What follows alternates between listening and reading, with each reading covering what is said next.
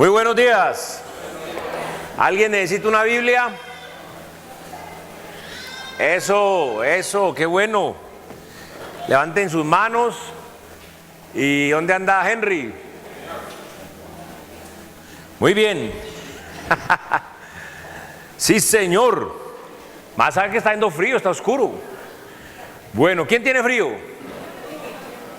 Préndame los ventiladores, por favor, que ninguno tiene frío. No, pues dijo que no tenían frío. Ok, eso está muy bien.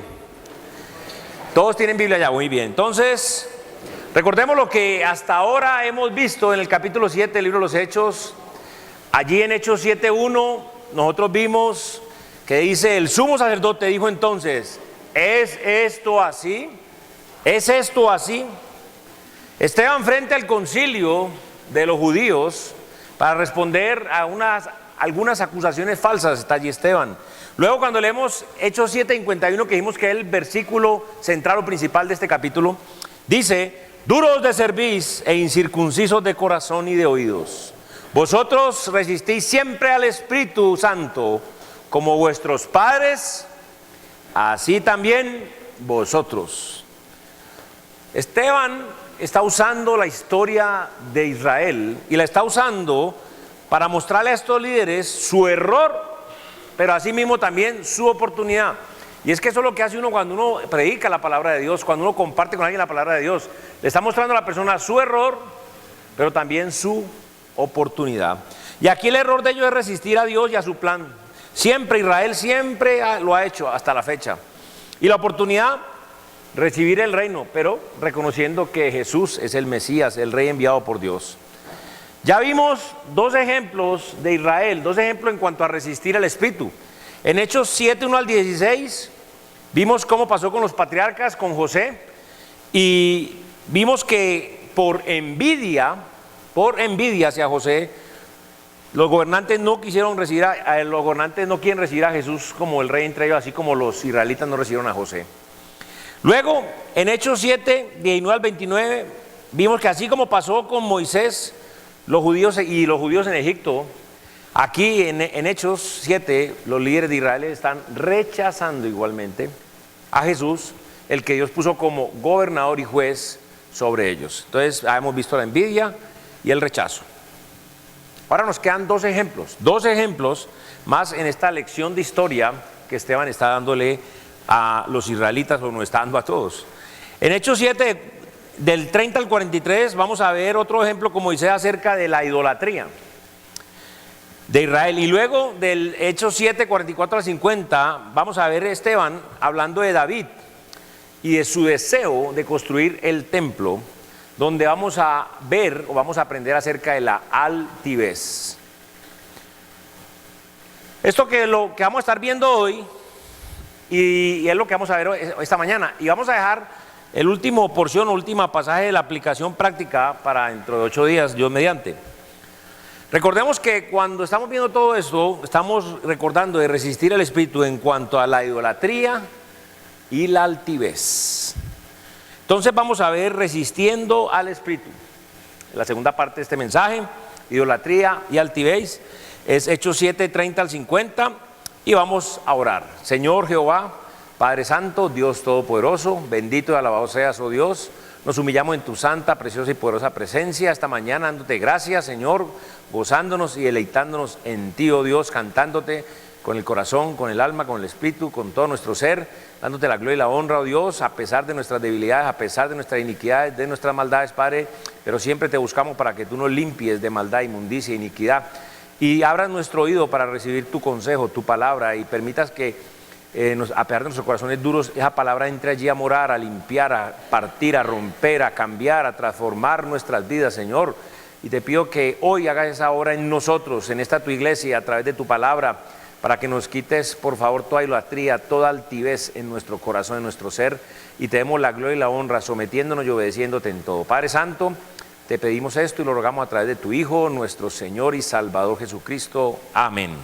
Muy bien, entonces vamos a estar hablando allí de la idolatría. Eso va del versículo 30 al 43. Y entonces vamos a ver allí, dentro de este tema de la idolatría, la primera el primer punto, llamémoslo así, que es que Dios envía a Moisés la segunda vez. Recuerde que la primera vez ya habíamos hablado que fue rechazado y todo eso, la segunda también, pero aquí vamos a ver que la segunda vez de versículo 30 al 34 dice la palabra de Dios: pasados 40 años, un ángel se le apareció en el desierto del monte Sinaí en la llama de fuego en una zarza. Entonces Moisés, mirando, se maravilló de la visión, y acercándose para observar, vino a él la voz del Señor: yo soy el Dios de tus padres, el Dios de Abraham, el Dios de Isaac y el Dios de Jacob. Y Moisés, temblando, no se atrevía a mirar. Y le dijo el Señor: quita el calzado de tus pies, porque el lugar en que estás es tierra santa. Ciertamente he visto la aflicción de mi pueblo que está en Egipto, y he oído su gemido, y he descendido para librarlos.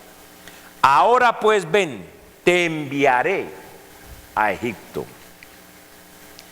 Después de 40 años, Moisés en el desierto, porque él se fue, recuerden, un ángel se le aparece a Moisés y lo envía por segunda vez a Egipto. Ahora, este pasaje realmente no es difícil de entender, no lo es, pero ese asunto del ángel a veces causa problemas cuando uno no quiere reconocer o aceptar lo que la Biblia dice, la palabra de Dios.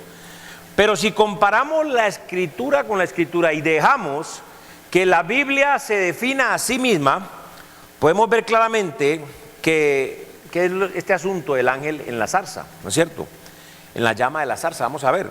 Entonces miren lo que, detallando Hechos 7:30, vea lo que dice: pasados 40 años, un ángel, ¿ok?, se le apareció en el desierto del monte Sinaí, en la llama de fuego de una zarza. Ahora, la palabra de Dios no tiene dudas, no tiene cavilaciones, claramente nos dice que era ¿qué? Un ángel, punto. Un ángel, ¿ok? Sigamos. Luego en Hechos 7:31, entonces Moisés, mirando, se maravilló de la visión, y acercándose para observar, vino a él ¿qué? La voz del Señor. Ahora, qué interesante, porque la palabra de Dios nos dice que el ángel habla con la voz del Señor, ¿ok? Este ángel habla con la voz del Señor. Pero sigamos, vea el Hechos 7:32. Dice: yo soy el Dios de tus padres, el Dios de Abraham, el Dios de Isaac y el Dios de Jacob. Y Moisés, temblando, no se atrevió a mirar. La Biblia nos dice que el ángel que tenía con la voz del Señor dice: yo soy el Dios de tus padres. ¿Van notando o no? ¿Van viendo? Y miren luego el 33. Luego el 33 dice: y le dijo ¿quién? El Señor. ¿Pero quién estaba hablando?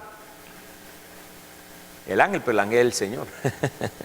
Quita el calzado de tus pies, porque el lugar que estás es tierra santa. Ahora, la palabra nos dice que el ángel que hablaba con Moisés era el Señor, nada menos y nada más. Entonces, usted puede preguntar: ¿quién es el ángel? Pues la respuesta es el Señor, es Dios, que se manifestó y habló con Moisés en forma de ángel.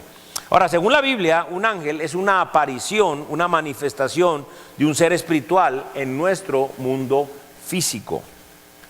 Ahora, un ángel puede ser un mensajero, como lo fue Gabriel, puede ser un guerrero, como el ángel Miguel, o puede ser, como en este caso, el ángel de Jehová, que es la manifestación de Dios. Ahora, mire lo que dice allí Hechos 7:34. Ciertamente he visto la aflicción de mi pueblo que está en Egipto, y he oído su gemido, y he descendido para librarlos. Ahora pues ven, te enviaré a Egipto. La Biblia nos dice que desde su presencia Dios está enviando al Redentor de Israel, está enviando a Moisés por segunda vez, desde su presencia. O sea, es enviado por él desde su presencia. Ahora, vamos a hablar de Israel y su Redentor, obviamente es Moisés. Mire lo que dice allí, versículo 35 hasta el 43. A este Moisés, a quien habían rechazado, ¿recuerdan? Diciendo, ¿quién te ha puesto por gobernante y juez? La respuesta ya la sabemos. A este lo envió Dios como gobernante y libertador por mano de un ángel que se le apareció en la zarza. Este lo sacó habiendo hecho prodigio y señales en tierra de Egipto y en el Mar Rojo y en el desierto por 40 años. Este Moisés es el que dijo a los hijos de Israel, profeta os levantará el Señor vuestro Dios entre vuestros hermanos como a mí, a él oiréis. Este es aquel Moisés que estuvo en la congregación en el desierto con el ángel que le hablaba en el monte Sinaí y con nuestros padres y que recibió palabras de vida que darnos, al cual nuestros padres no quisieron obedecer, sino que le desecharon y en sus corazones se volvieron a Egipto cuando dijeron a Aarón, haznos dioses que vayan delante de nosotros, porque a este Moisés que nos sacó de la tierra de Egipto no sabemos qué le haya acontecido. Entonces hicieron un becerro y ofrecieron sacrificio al ídolo y en las obras de sus manos se regocijaron.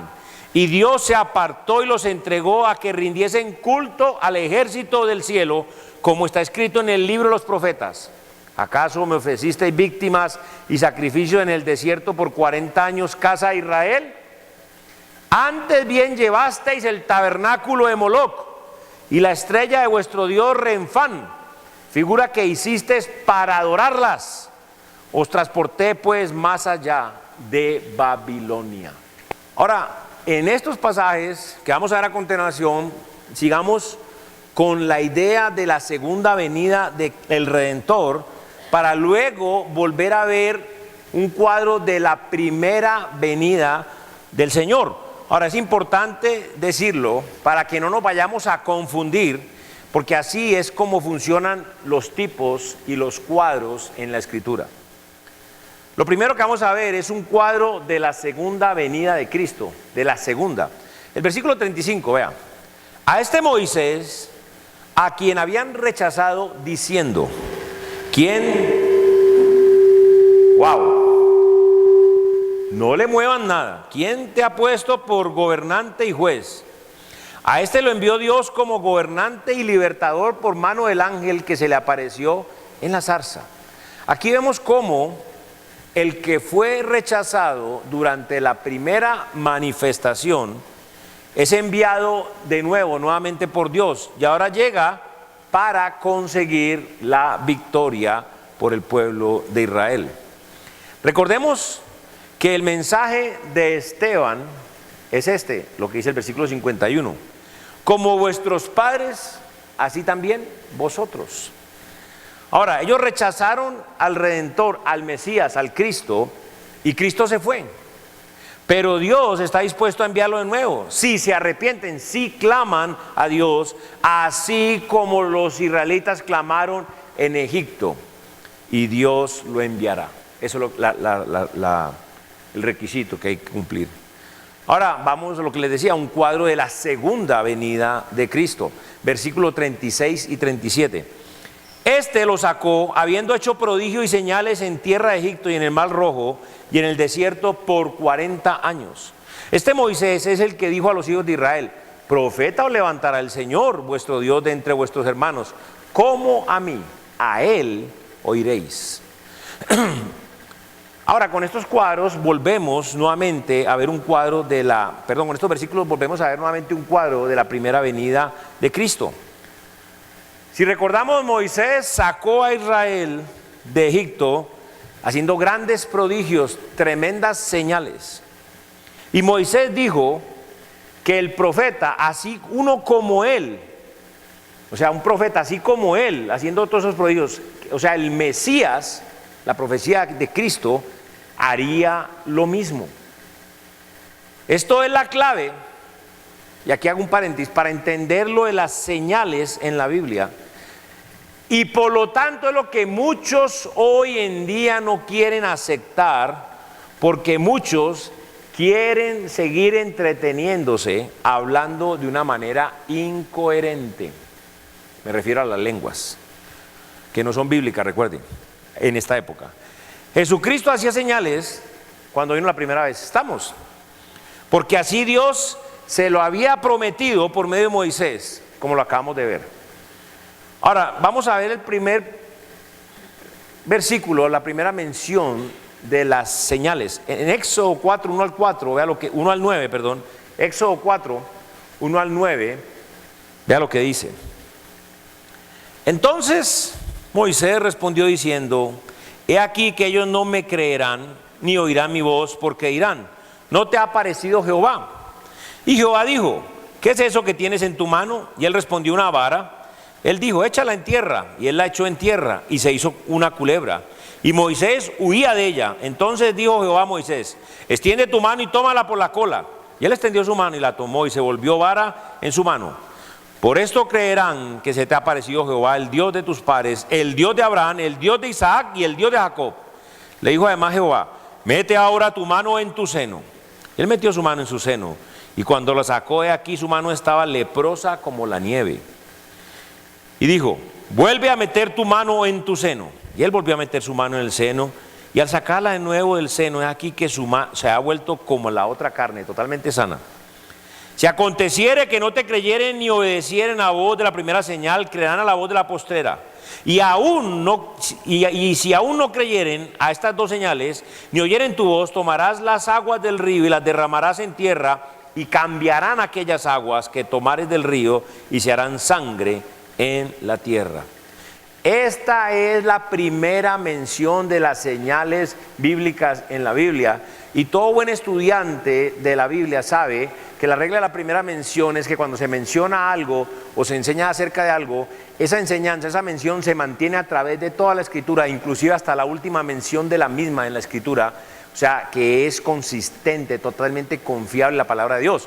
Entonces, aquí al fijarnos muy bien en sus propósitos, ¿para qué Dios? O sea, ¿por qué esta señal? Que Dios le dio a Moisés las señales, los prodigios, los milagros, con un propósito solamente: que los judíos supieran que Él era el nuevo mensajero de Dios, con el nuevo mensaje de Dios. Y las señales, los prodigios y los milagros lo respaldaban.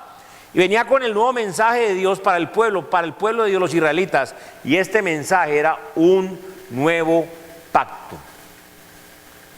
Dios prometió que el Mesías haría lo mismo.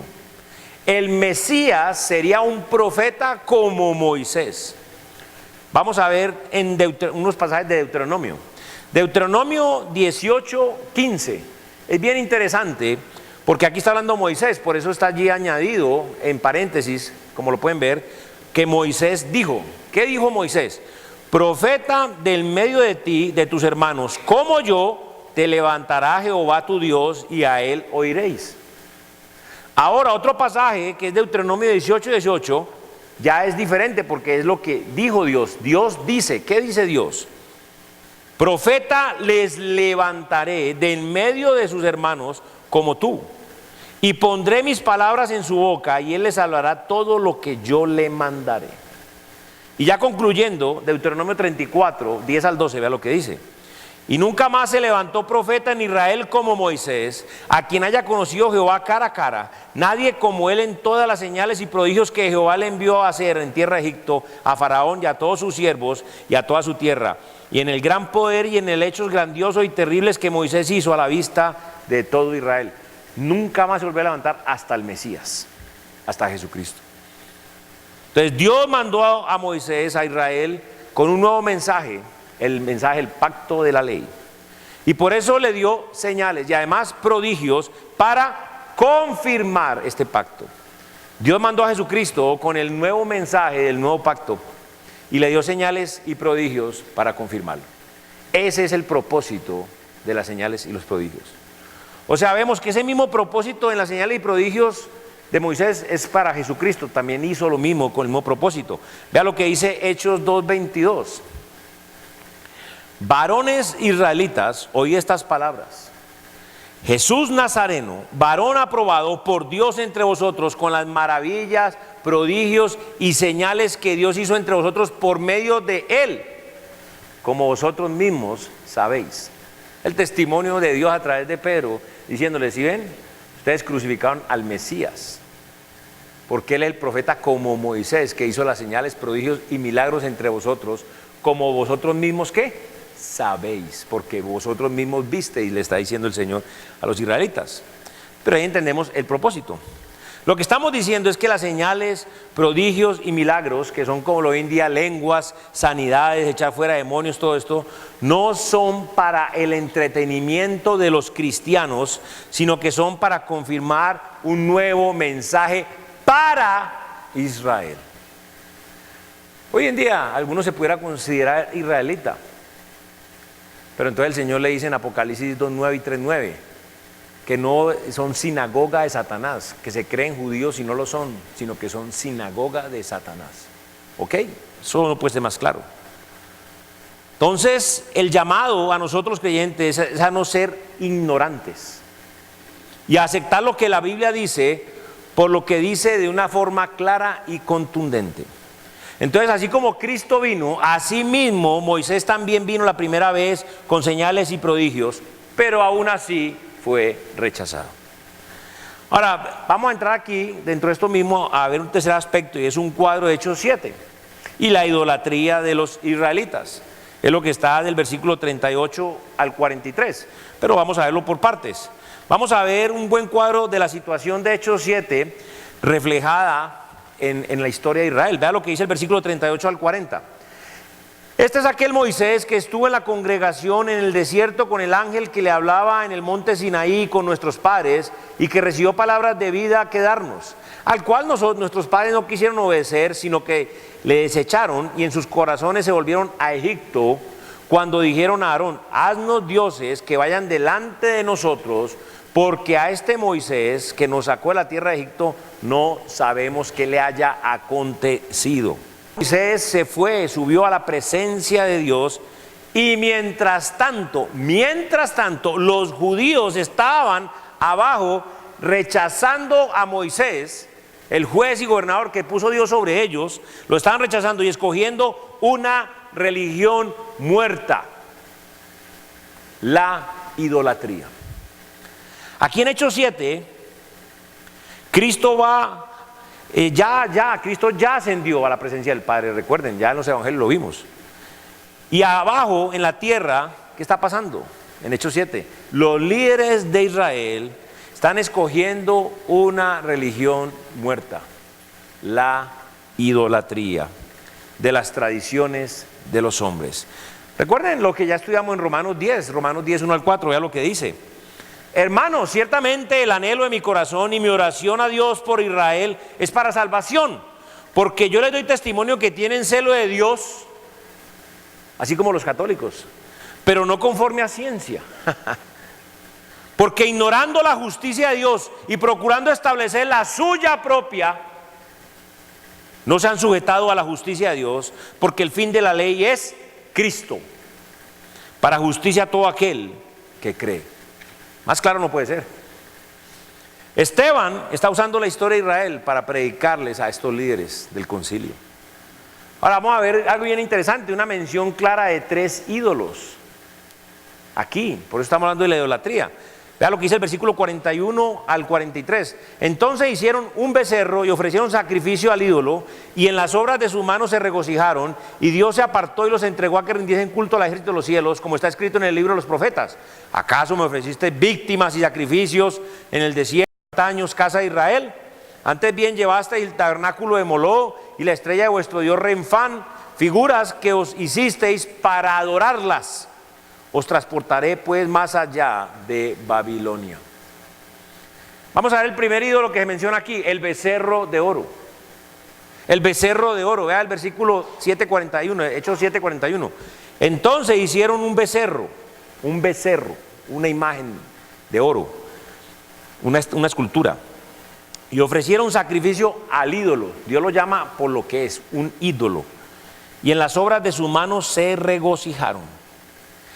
Este becerro aparece a través de toda la historia de Israel, porque este becerro llegó a ser conocido como el pecado de Jeroboam. ¿Recuerdan?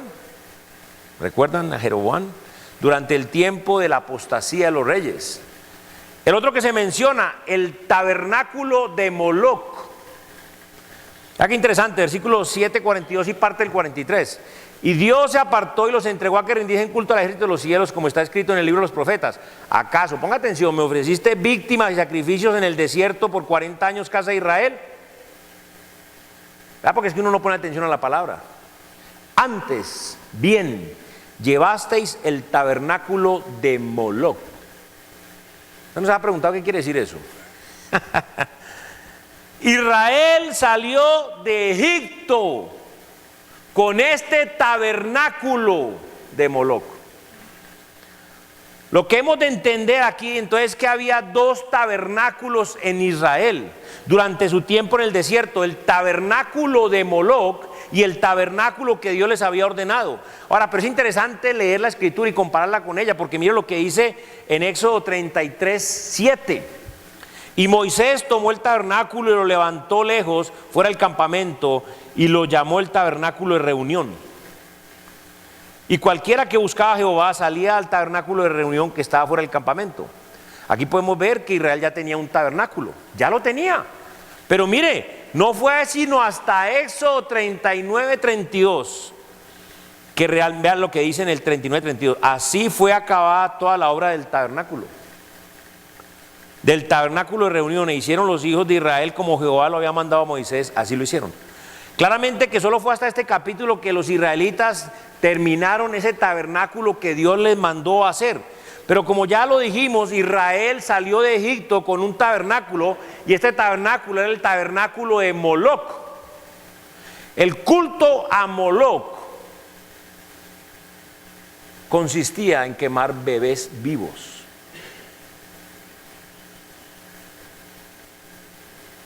En sacrificio a este dios Moloc. Se hacía una estatua de Moloc, era de metal, con unas manos enfrente, con las palmas hacia arriba, como para recibir algo. Durante el culto calentaban las manos de Moloc con fuego y ponían a los bebés en las manos de Moloc. Era una muerte lenta y dolorosa. Esto es lo que Israel hacía en privado dentro de su tabernáculo, el tabernáculo que ellos sacaron de Egipto. El equivalente hoy en día al culto de Moloc es el aborto voluntario. Esto es lo que muchos supuestos cristianos hacen hoy en día debido a fornicaciones y adulterio. Pero otra aplicación del culto a Moloc bien interesante es que somos cristianos, pero vivimos para el mundo, vivimos en el mundo y vivimos por el mundo. Entonces nuestros hijos realmente no están viendo lo que es ser un verdadero cristiano, un verdadero creyente, y son contaminados, y ellos terminan viviendo para el mundo, en el mundo y por el mundo. Y entonces no se arrepienten de sus pecados y no se convierten a Cristo Jesús, y entonces son ofrecidos a Moloc una condenación eterna y dolorosa en las llamas del infierno por una eternidad. ¿Usted cree que sus hijos van a seguir al Señor, usted mostrando que lo más importante para usted es su trabajo, conseguir plata, tener buen carro, que lo reconozcan, que lo admiren, bien vestidito, con televisor inteligente porque los otros son brutos? Y no mostrando amor a esta iglesia, entrega a esta iglesia, sacrificio a esta iglesia. Que sus hijos ni lo ven usted compartiendo el evangelio a nadie. ¿No será que estamos ofreciendo a nuestros hijos a Moloc? Ahora ni se diga a la gente del mundo. Ellos ofrecen sus hijos a Moloc. Les pueden dar lo que quieran, estudio en Harvard, lo que quieran, pero al final de su vida terminan en los brazos del diablo, en el infierno, porque nunca se arrepintieron de sus pecados y nunca confiaron en Cristo Jesús como Señor y Salvador personal. La estrella de Renfán, vea qué interesante, porque la estrella de Renfán, en Hechos 7:43 terminando, dice: y la estrella de vuestro Dios Renfán figuras que os hicisteis para adorarlas. Os transporté pues más allá de Babilonia. El Señor los castigó. La estrella de Israel, según la Biblia, escuche bien, es un ídolo. Solo hay una estrella que se relaciona con Israel y en toda la historia, y es la famosa estrella de David. Ahora, no sé si está ahí la imagen, la estrella de David, para que la sepan cuál es, ¿correcto? La estrella de David. Dios nunca estableció una estrella como símbolo de la nación de Israel. Los israelitas mismos fueron los que la hicieron. Entonces la estrella de David, la estrella de Renfán, esa es la estrella de Renfán. Es una estrella de 6 puntos, 6 líneas y 6 intersecciones en las líneas o cruces. Y si nosotros entonces estamos hablando de una estrella de 6, 6, 6. Y el número de la bestia es 666. Apocalipsis 13, 18, es lo que dice. Aquí hay sabiduría. El que tiene entendimiento, cuente el número de la bestia, pues es número de hombre, y su número es 666.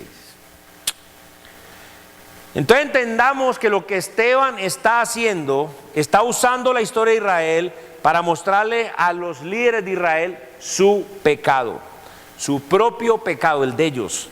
Así como los judíos rechazaron a Moisés en Egipto, ellos también rechazaron a su Redentor la primera vez que vino. Ellos rechazaron al Mesías, a Cristo. Pero ahora, así como Israel después recibió a Moisés y ellos salieron de la esclavitud del mundo, de la esclavitud de Egipto, por medio de la mano de Moisés, Israel salió. Asimismo, los líderes de Israel pueden recibir a Jesucristo como el Mesías y recibir el reino, y Cristo vendrá y los va a libertar. Sin embargo, los israelitas están aferrados a su tradición y a su religión, que ellos son asimismo como los israelitas en el desierto con sus ídolos, que en lugar, abrazan esos ídolos, que en lugar de servir y estar con el Dios vivo y verdadero, ellos escogen una religión falsa, muerta, la idolatría. Ahora veamos la altivez, versículo 44 al 50.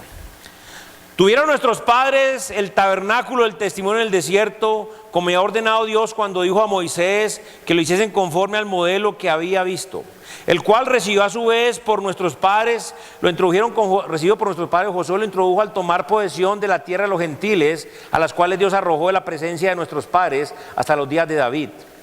Este halló gracia delante de Dios y pidió proveer tabernáculo para el Dios de Jacob, mas Salomón le edificó casa. Si bien el Altísimo no habita en templos hechos de mano, como dice el profeta, el cielo es mi trono y la tierra el estrado de mis pies. ¿Qué casa me edificaréis? Dice el Señor.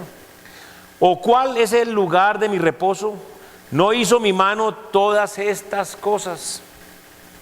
Ahora ya vamos a ver algunos aspectos. Ve el primero.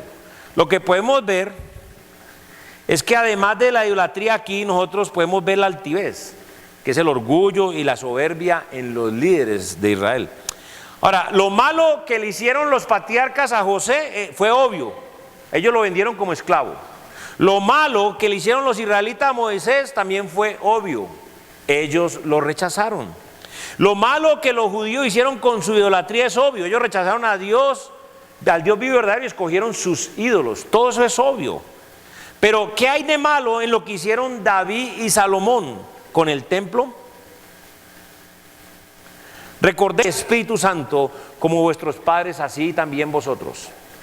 Esteban simplemente está usando la historia de Israel para mostrar a los líderes de Israel que también ellos están resistiendo al Espíritu. Entonces, ¿qué hicieron David y Salomón para resistir al Espíritu? Mejor dicho, ¿qué fue lo que hicieron David y Salomón en cuanto al asunto del templo para estar resistiendo al Espíritu Santo de Dios? Entonces aquí vamos a este segundo aspecto, nos hacemos una pregunta, la pregunta: ¿quién mandó a hacer el templo? ¿De quién salió la idea? ¿De Dios o de un hombre? Bueno, vamos a la Biblia, segunda de Samuel 7, 1 al 7.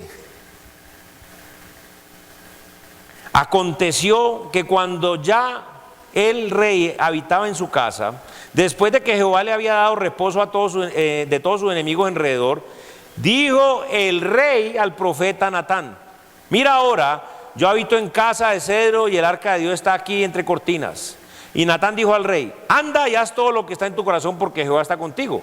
Aconteció aquella noche que vino palabra de Jehová a Natán diciendo: ve y di a mi siervo David, así ha dicho Jehová, ¿tú me has de edificar casa en que yo more?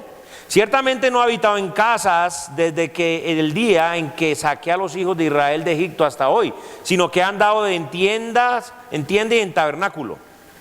Y en todo cuanto he andado con todos los hijos de Israel, he hablado yo palabra alguna de las tribus de Israel, a quien haya mandado apacentar a mi pueblo de Israel, diciendo: ¿por qué no me habéis edificado casa de cedro? La idea fue de David, de un hombre. Dios no lo quiso. Vea lo que dice en 2 Samuel 7, 12 y 13.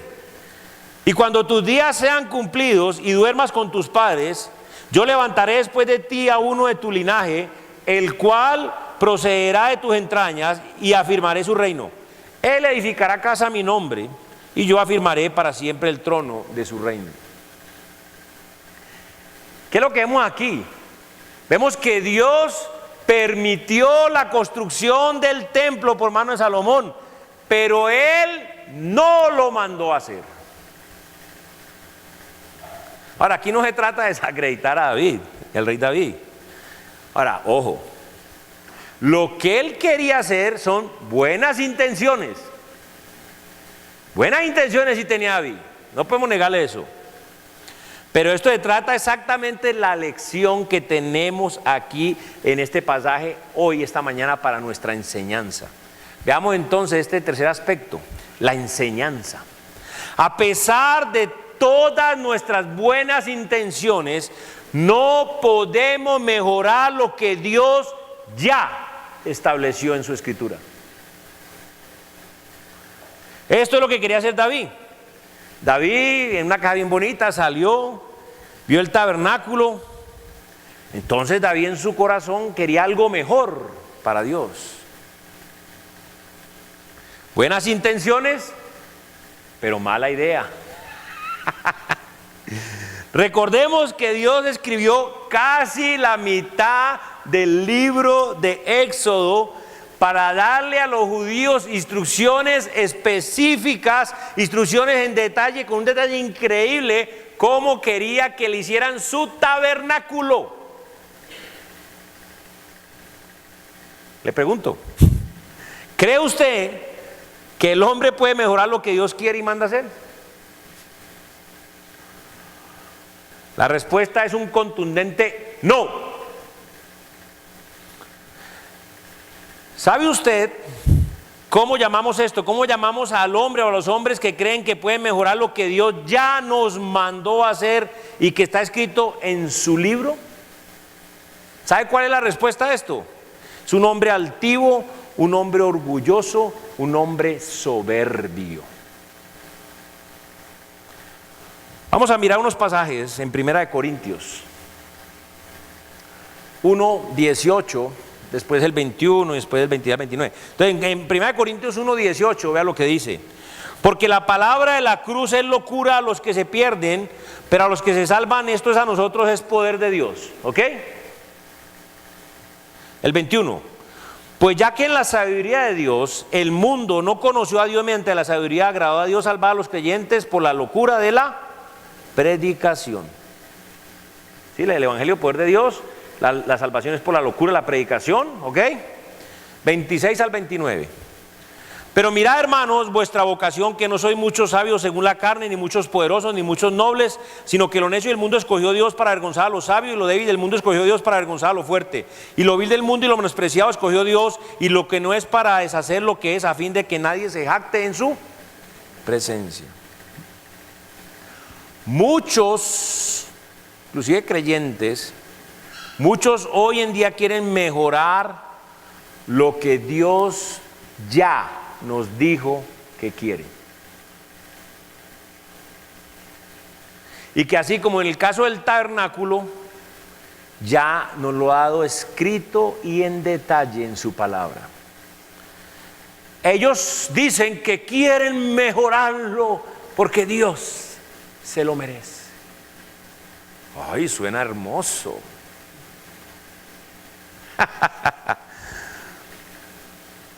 Pero ¿quién se cree usted o quién es usted para mejorar lo que Dios ya estableció? ¿Cree que usted es más inteligente que Dios? Honestamente, ¿cree que puede mejorar el plan que Dios ya estableció? Si esto es así, usted es un altivo, usted es un soberbio y usted es un orgulloso. Vea lo que dice la Biblia en 1 Corintios 2, 1 al 5.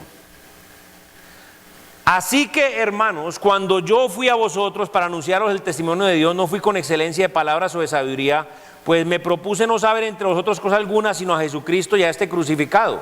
Y estuve entre vosotros con debilidad y mucho temor y temblor, y ni mi palabra ni mi predicación fue con palabras persuasivas de humana sabiduría, sino con demostración del Espíritu y de poder, para que vuestra fe no esté fundada en la sabiduría de los hombres, sino en el poder de Dios. Esto es lo que Dios quiere. Para terminar, veamos entonces la equivocación. Los líderes de Israel, que así como David, creen saber hacer mejor las cosas que Dios. Entonces el resultado de todo esto fue que ellos se inventaron sus tradiciones y su religión. Algo que Dios no había establecido. Estos líderes son altivos. Ahora, Dios se lo permitió, pero porque el hecho de que Dios se lo permitió no quiere decir que sea lo correcto. Muchos hoy en día están haciendo lo mismo y Dios se lo permite, pero no quiere decir que sea lo correcto. Entonces dicen cosas como esto que voy a decir. La predicación expositiva no funciona. Hay que hablarle de predicación temática, de lo que la gente quiere escuchar. Los tratados evangelísticos tampoco funcionan. El evangelismo en las calles no funciona. Eso es lo que están diciendo muchos doctores de la ley. Necesitamos mejorar lo que los discípulos de antes hicieron. Necesitamos títulos detrás de nuestros nombres. Escúcheme y ojalá me entiendan lo que voy a decir. Necesitamos un buen edificio, porque si no la gente no va a venir.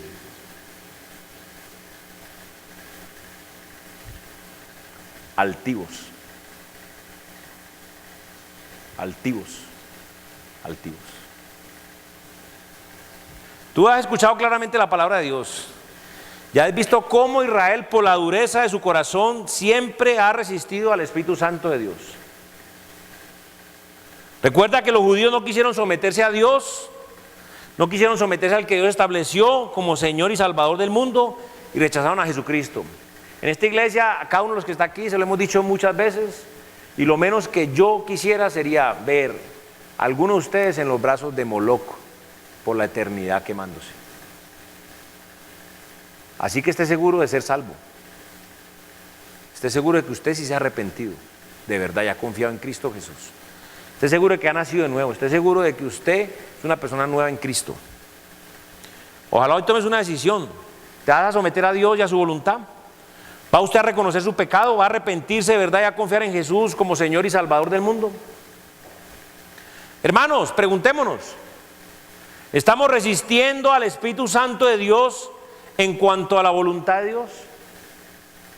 ¿Estamos resistiendo en cuanto a hacer lo que Dios quiere que hagamos con nuestra vida y con el tiempo que Él nos da? ¿Estamos resistiendo a lo que Dios quiere que hagamos en esta iglesia? Esta iglesia es única. Hay otras iglesias, la otra es única y la otra es única, pero esta iglesia.